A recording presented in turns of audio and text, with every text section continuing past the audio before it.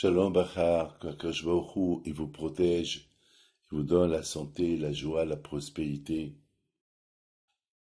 Alors bien sûr, aujourd'hui, on va parler d'un sujet un peu très important. On est encore en pleine guerre. Alors comment on peut participer à cette guerre sans faire la guerre? Il faut prier pour qu'il y ait le shalom. Il faut prier que ça s'arrange. Il faut prier pour les pauvres, c'est Hatoufim, c'est ceux qui sont kidnappés. J'ai vu cette semaine une photo, aïe aïe aïe, d'un otage, le pauvre comme il est devenu. Ça fait tellement de la peine.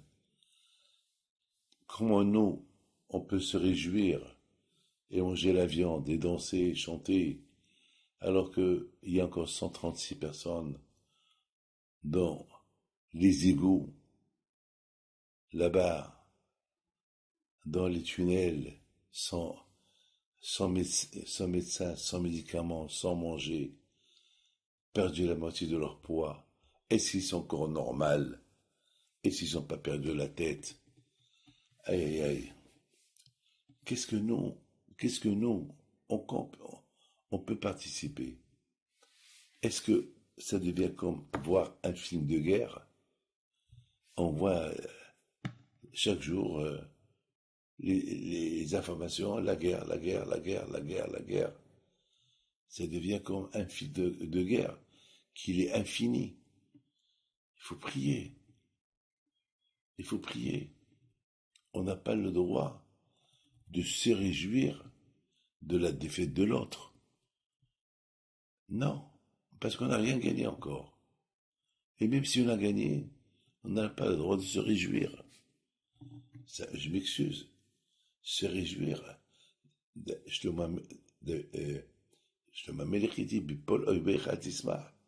Lorsque ton ennemi tombe, t'as pas le droit de se réjouir. Même Akadosh Baruch Hu, il n'a pas puni l'Égyptien.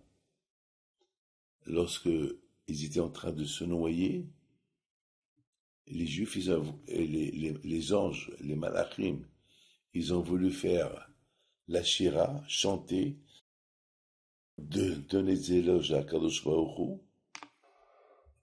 pour la défaite des Égyptiens. Et Hachem leur a dit non, ma créature,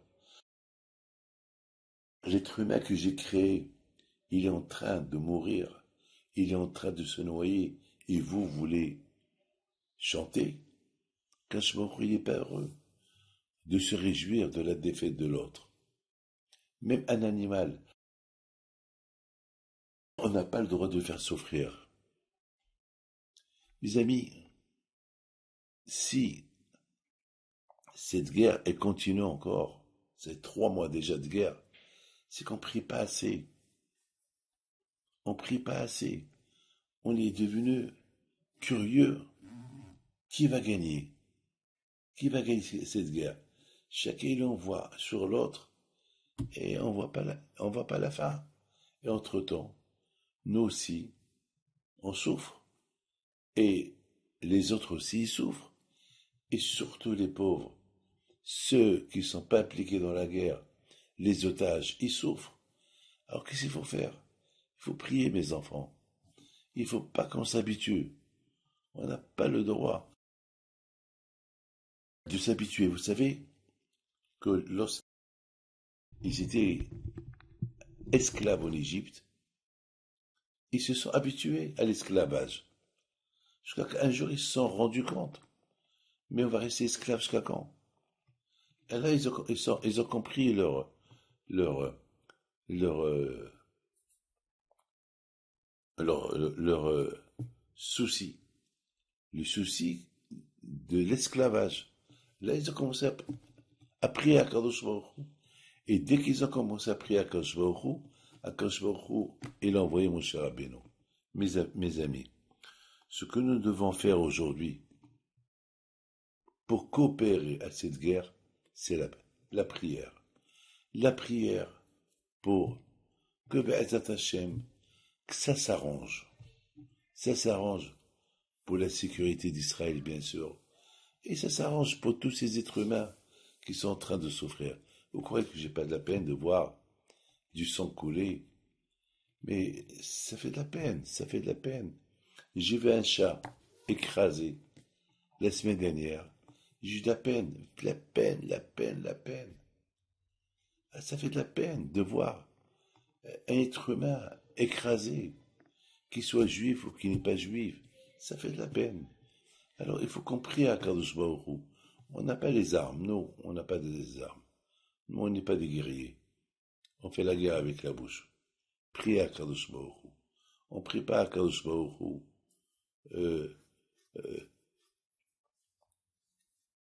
de n'importe quelle manière. C'est vrai, tout le monde prie.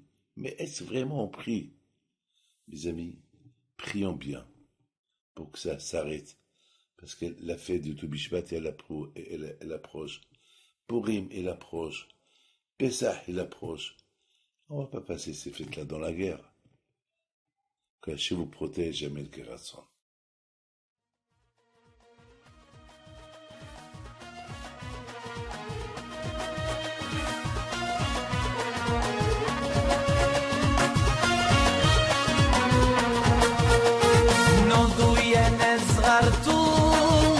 على ربيع حيم بنتو وقف لنا زي